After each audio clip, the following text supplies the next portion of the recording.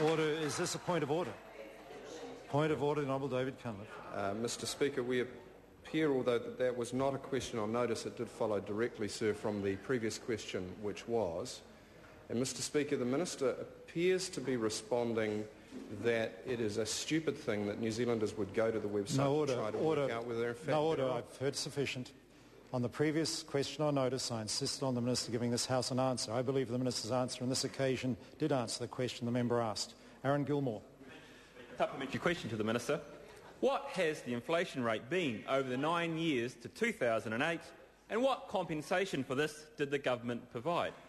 The Honourable Mr Speaker, inflation over the 9 years to December 2008 averaged just under 3% at 2.8% every year and peaked at 5.1% in September 2008. The cumulative increase in the price level was 28%. Those who are on benefits obviously did get indexation according to that, but on the member's logic, no compensation was offered to anyone else for a 28% inflation in their cost of living. The Honourable David Cunliffe. Order. The Honourable David Cunliffe. Mr Speaker, to the Minister of Finance, what provision does the online calculator make for rent rises being passed through to households following changes to property taxation? The Honourable Bill English. Mr Speaker, the calculator doesn't include rent rises, but the government has been quite open about the work that's been done on it. Treasury have calculated that it may rise by somewhere between 1% and 2% over 3 to 5 years.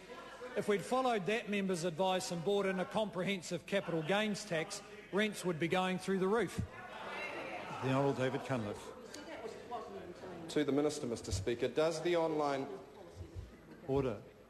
Order. The member's colleagues trying to ask a question. Mr Speaker. Honourable David Cunliffe. To the Minister, does the calculator make provision for the indication that up to 50% of retailers may seek to pass through price rises unrelated to GST, and what action will he take if that occurs? The Honourable Bill English. Well, Mr Speaker, if the member had any idea of what was going on in the real economy, he would see the extent of discounting. He would see the extent of discounting going on by retailers. Retailers simply won't be able to get away with putting prices up to wherever they like. Question number... Mr Speaker, is this supplementary? The Honourable David Cunliffe.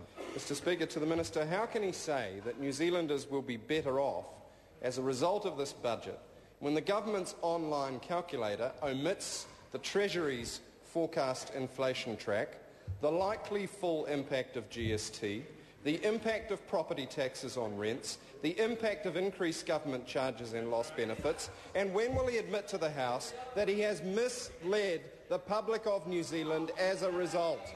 The Honourable Bill English. Well, Mr Speaker, the member should take the advice he's getting from his own supporters, I suppose, on his side of the House, who pointed out to me before that if you're going to show price increases over time, you need to match that with wage increases over time. So why doesn't the member include that in all his calculations?